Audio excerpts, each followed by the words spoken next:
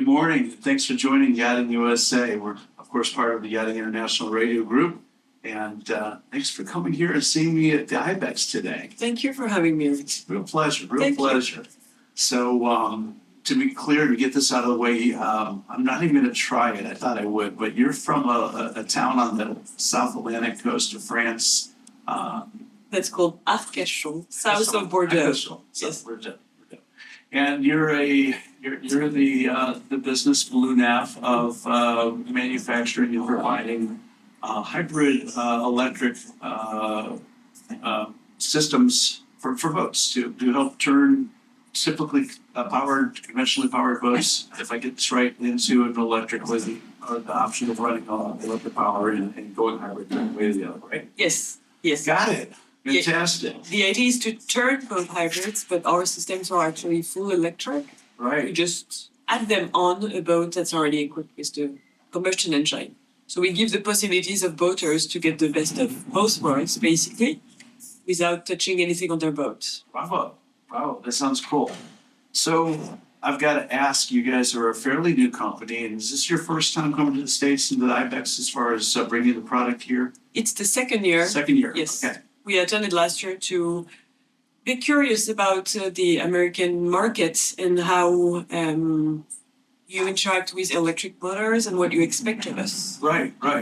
Well, that's real, and I come from a little bit of a perspective. There's a gentleman in the industry, we call him Electric Eddie Dennison, from the Dennison family, and not only is he a good friend, but he's a big advocate for going all electric and hybrid electric, and he's been in the space. We've had conversations like battery technology and elements of that sort that kind of factor into what you do when you go hybrid or fully electric. And I remember from our conversation, your mindset right now is to start with a hybrid. I think that's more comfortable. It's an easier scale. It's an easier scale. I would say that it's also a concrete answer to all the technological and mindset evolution that need to happen to go to full electric. And that's why we've chosen to turn both hybrids in the first place, because it gives them the opportunity to slowly but surely get acquainted with electric and want more as we evolve. Okay, I think we did enjoy the conversation about it's not the destination so much as the voyage. It's all about the journey. It's all about the journey. I think personally there are very few occasions where you would want to go fast on the water. When we talk about recreational boating mostly, and in that case you can use your combustion engine. But for the remaining of the journey, you do want to feel and be completely immersed in the nature that you're looking for in the first place. And so that calls for accepting to go a little bit slower, and electric can provide you that answer. Right. Well, we talked about yesterday, and after that conversation I thought about it, and I thought, now that would be really cool. I told you about the crossing that we do. Yes. So Kristen and I, every year, this will be our fourth year, we do what's called crossing for cystic fibrosis. It's going after awareness of that horrible disease. And we raise money. Last year we raised almost $800,000. In fact, I think we hit $800,000. We're looking to raise $1 million this coming year in 2025. But on the trip across, we're doing a whopping 4 knots as we're escorting paddleboarders behind our boat. And you mentioned, but you got your engines running and you have your exhaust. And some of the boats, not mine, but some of the boats do put out exhaust that the paddlers don't like to be in, and it's not as nice. How beautiful would it be to just turn on those electric motors? It'd be silent, and we'd be running at 4 or 5 knots, and we'd be like the paddleboarders, except for we have propellers moving us instead of paddles. But I thought about that, and I thought that would be really cool. You'd be surprised. I've been out on the water since I was born, and I rediscovered the pleasure of actual navigation the first time that I went on our trial boats, our demo boats, once the product was ready. It's a completely different experience to be out and to actually hear the sound of the water, splashing on the hull, and then literally the birds will come down on the boat. Where I'm from, we also have the pleasure of having dolphins around. Yeah, we get that too. you forget um, how loud a combustion engine actually is and how much of a pleasure it is to actually turn it off. Yeah, absolutely. I can't imagine that. Well, one of the things I like to do when we're doing that crossing, the sun's coming up, we're usually about 30 miles off the coast and in the middle of the ocean, so you can see nothing but blue horizon. And I do turn engines off. We just sit and watch the sunrise and make a cup of coffee and, look at that. Or in the nighttime run, the phosphorescence in the water, the natural lights that shine from the bioluminescence. It's just so beautiful. And I can imagine if we didn't have the electric or the carbon internal combustion engines running and just return to farms, that would be fun. The freedom. Freedom is enhanced when you don't have all the nuisance of the AC. Even though it is very still necessary today to have that engine, we do rely on it, and we still need it on. We will need it for another decade, if not two. That's the hybrid part of it. That's being in a hybrid vessel, so that when you do need either the speed, the range, a little bit of combination of both, maybe. Yes. If you have to run from weather or something comes up, you can kick into your primary engines, your main propulsion. But when you're ready to relax and pour a glass of wine and enjoy the sea, then turn on the electric, turn off the primary engines, and just enjoy. I think the speed is thrilling for the pilot, not necessarily for the passengers. Well, all you have to do is you have to go to this YouTube channel. I think it's called the Hullover Inlet channel, and you see these idiots going out in just these rough conditions, and the guys at the helm's having a blast, and then his wife or girlfriend and the kids are being bounced around the boat. It's like it's a little bit cliche, but yes, usually the wives have the wind and the kids are on their laps and they're, can you go slower, please? Yes, exactly. I love it. But you could see many other use cases that make sense for hybrid boats. I have a few on the top of my mind. For example, if you take tourists at sea to discover, I don't know, either just observe the ecosystem or go around the Statue of Liberty in New York. Why not? Why would you possibly need to go fast? You just want people on board to enjoy the vision. Enjoy the vision and their experience. But, no, I get that. It makes perfect sense to me. And I think that's why here in the States, we are starting to see a greater interest in the hybrid technology and even in some all-electric boat technologies. It's a slow burn, though. It is. There's a whole culture that has to be kind of changed. There's a fleet of boats that either need to phase out, or I think this is what the value of BlueNav is.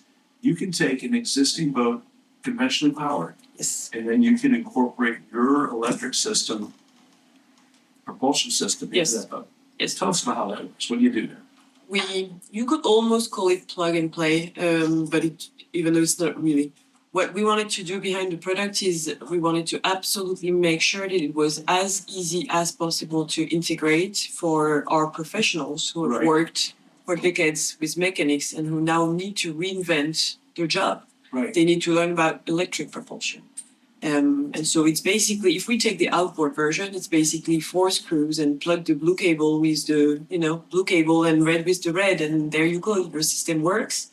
And by the simple press of a button on your dashboard, you switch from one propulsion mode to another. So it's made extremely easy to integrate on most types of boats, either outboard motorization, inboard motorization, sailboat, whichever your use case is, we can pretty much find you an answer with our solutions, which is fantastic because I think most newcomers in the electrification markets see full electric as simply replacing the ICE by an electric motor, and they call it today, but they forget that there's way more in play. As we grow with BlueNav, we're only 4 years old, but we discover more and more cultures, more and more use cases, more and more expectations, more and more constraints with weather conditions that Yeah, don't yeah. allow you. So we feel that hybrid is a good answer for now. I would agree. It also brings user and the awareness of transitioning slowly. We call that a soft transition. So helping people evolve their mindset and evolve their habits, and understanding that you can get a greater benefit by accepting to go a little bit slower. Yeah, no, I understand that idea. That's not a hard one to teach listener. Mm. How about the battery technology? What are you using to power your system? We manufacture the motors, but we don't provide the energy source. You could possibly use batteries, of course. We can make recommendations on batteries, but if you wanted to power our systems with, let's say, a generator, because you have one on board already, or solar panel wouldn't be sufficient, but they could help a little bit, or any source of energy that would work. All right. We adapt to what's already on the boat or the capacity of the boat also, because obviously adding batteries is a weight. Right. We make sure that you have the sufficient pack of batteries to have a full day of navigation, but we don't want to put you extra. Right. So this is where I would think that if you could get involved early in new boat development with a boat builder. Yes. Because almost any size boat, yeah, weight's important, but it's also where the weight is. Mm-hmm. And oftentimes, boat builders will look for opportunities to put weight down low. I mean, the whole gyro stabilization business that has blown up over the last decade.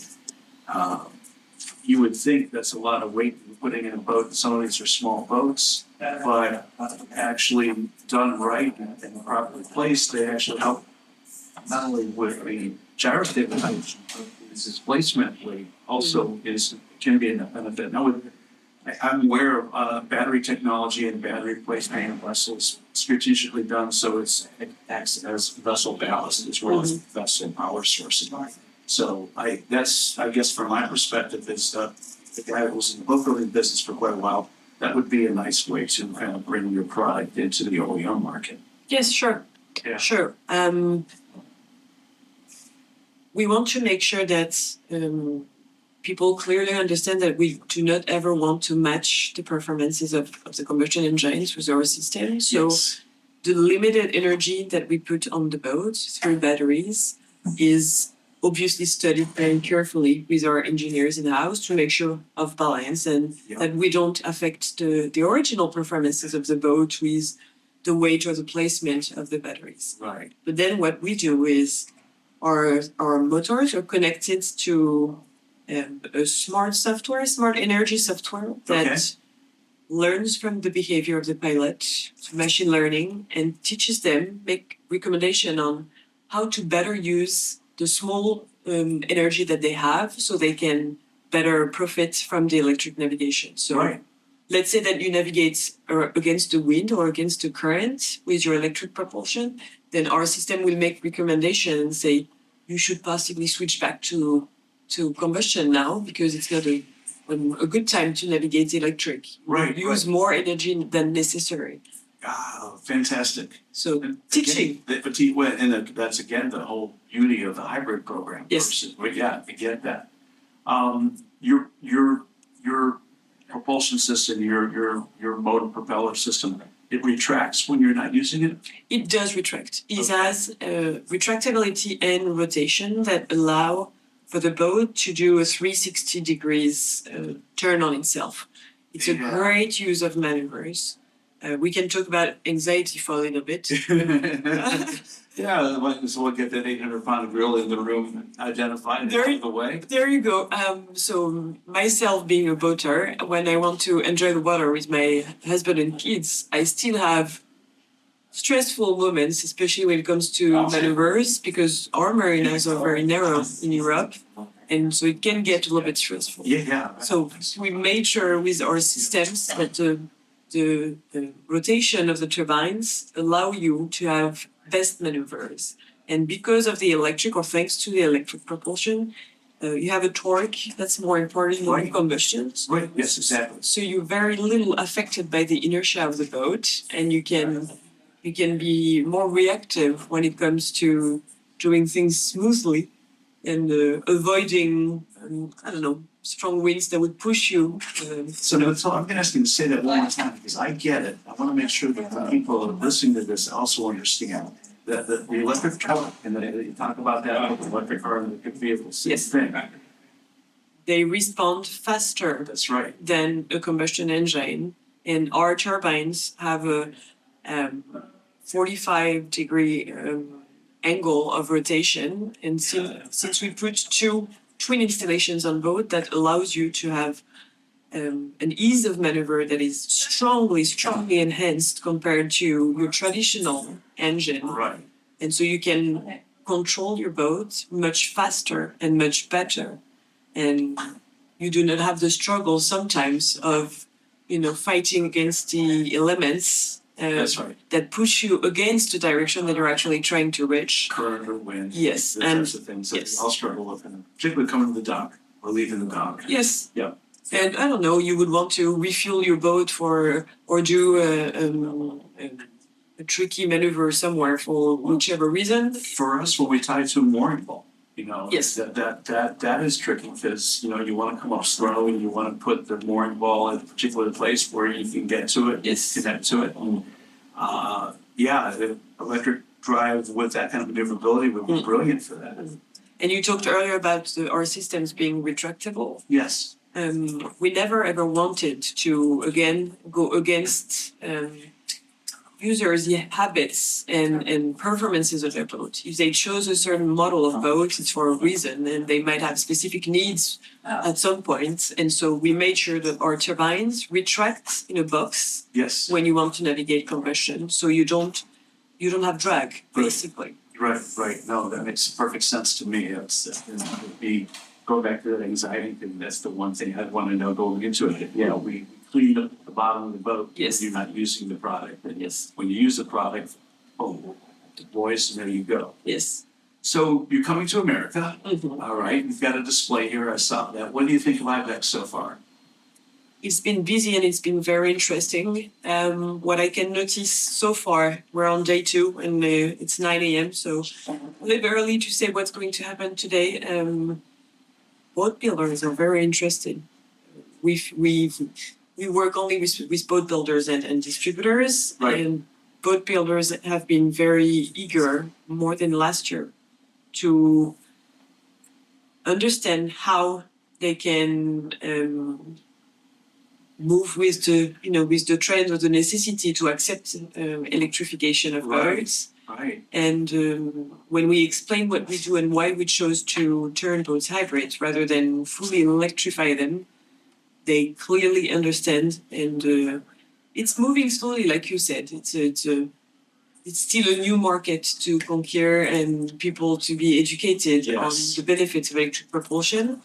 But we've had a strong answer so far from the boat builders in the US. I would consider it for a lot of these kind of models a selling point. That you do have an enhancement to the boat. You've got another option, another feature that is both it's trending in the right way with our societal views of how we use recreation, and it tangibly does just take ecology out of the equation. Not that I want to do that, but just in the usefulness of your vessel, you've enhanced it. It's in the back of our mind, obviously. Yes. Yeah, we have to care about those subjects. Of course. What also I think is important is our industry is quite conservative and tends to move slowly to adopting technological trends. That's right. And so we're very much connected in our houses, in our cars, in our phones assist us for pretty much anything. And in your recreational boating markets, and you could say some professionals to some extent, we don't necessarily have boats that are equipped with all that technology. And with electric propulsion and its torque responding straight away to your commands, you can add all those features quite easily through software. And Yes. we're doing that. We're bringing to markets accessible on a price cost point. Yep. autopilot and virtual anchor and docking assistance. Autonomous docking, things like that. Yes, docking Yes. assistance, fishing assistance, smart motion because you might want for your use case or your workboat a specific movement from your boat following I don't know the waves or the topography of the seabeds or Right, anything else. Yeah. And we get that available on the market for anybody basically at a very decent price point where you can maintain your boat on its position despite of all the weather conditions by just pressing a button on the dashboard. Something I was told years ago is like a skyboat concept, right? Yes. You get a spot. You get a spot and your boat doesn't move anymore, and you can only imagine how many things you could do with that. Oh, I can, absolutely. Absolutely. My use case obviously is queuing on the national holiday at the gas station with boaters that have Oh boy. a really difficult time maintaining their boats in position in a narrow marina. Space, yeah. Our marinas are really narrow, so you can have easily 10 boats queuing for refueling. And then can you imagine just pressing a button and saying, all right, stay here, do not move until it's your turn to go refuel? That's fantastic, but you could see many other Well, my options. choice would be to run out to one of my favorite dive spots and say, okay, we're on top of it. Yes, Stay right here while everybody gets suited up and ready to go in the water, yes, and we don't have to maneuver back and find it again. there you go. And boom. You could also ask the smart features that we have to have your boat drift with the current as the divers are drifting underwater. Yeah. You could do that. Yeah. You could say, please follow the divers that are underwater. And so when you come back up, There you go. ultimately after your dive, Yeah. then you find your boat again in the There's same popular we position. should drift out a lot of the time, but we have to do it visually. You have to do it visually. Yeah. Then with the technology, accepting to bring a little bit more, connection to your boats Yeah, allows you to do so many more things and I love it. you're basically redefining boating, and your user experience is made much, much, much simpler. I'm picking up on that real well. So Mathilde, it sounds like you're getting ready to scale to the next level. You're coming up in the States. You're going to bring the family over. We're at least working in that direction. Alright. We yet have to find and sign a distributor. We have a few ongoing discussions and negotiations, but yes, that's the next step. Obviously, the United States is a huge, huge market that we absolutely want to address. Well, it's a big market. It's And I would think that once your product is understood, your decision's going to not be whether or not you find that distributor, but just to make sure you find the right The one. right one, That's yes. right. That's right. There'll be many to consider and big decisions to be made, but I paid attention to what you guys are doing, and I think it's brilliant. I do think you'll find the product well received because it does check a lot of good boxes. Mhm. And at the end of the day, no matter where you stand on the idea of electric boats being, green and ecologically sound, or whatever your position on that is, as a boat builder, as a dealer selling boats, if you have a technology, a feature, an enhancement, it's going to help you sell the boat. It's going to give your customer a better boating experience. That's the end of the day. It's what this is all about. It's recreational boating. Yes, we talked about it yesterday a little bit about how the COVID transformed our ways of thinking and doing things, and we want everything experienced oriented. We want to get the best of what we experience, and you said it yourself. We're talking about recreational or leisure boating, so it has to be a pleasure and it has to be Yes. easily made and easily accessible. For a while, for too long maybe, boating was not accessible to everyone because sometimes it was a little bit too difficult for people to feel comfortable maneuvering a boat by themselves. Yeah. And we want to get that out of the equation and say, now, if you're not a professional boater or if you're not a born boater, Yeah. it's fine. You can still go on a boat and maneuver your boat with the ease and the experience and make it accessible to everyone without, Right on. I interviewed Ken Clinton, the president of Intrepid Power Boats, a few months ago. This was one of the topics of our conversation. Okay.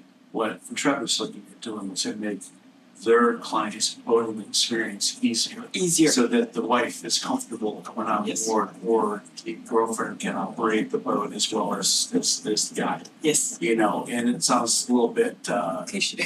yeah, so there's a little of that there, but at the end of the day, It's true. it's true. It's So true. whatever we can do to make a better experience, we're enhancing our client base, we're enhancing our industry, and it's all for the best. I know people in my close circle who've had their boating license for forever and who've been boaters forever, but they will not go on a boating journey by themselves because it is too much stress, too much hustle. Wow. You talked about mooring or maneuvers on the boats, but there are many other Yeah. This, situations that you encounter where you just sometimes panic because it's too much to think of and too many elements to take into consideration. You cannot just go on the boat and go on your journey without caring about many it's a elements. multifaceted, complex machine you're Yes. operating on a very sometimes not friendly ocean environment. That's So true. things change quickly when we're at the ocean. So no, it's good to have that extra tool in your toolbox, the ability to, go from one propulsion technique to another, to have maneuverability, to be able to switch back if we have to. I think it's good. I really do. And I just wish you and BlueNav have just nothing but the most amazing success as you bring your product and your company here to the States. Thank you. I have to believe you will, because I really see what you are doing, and I think it's brilliant. Absolutely. Thank And you're so early in the process. I envy you that, because you've got nothing but a future ahead.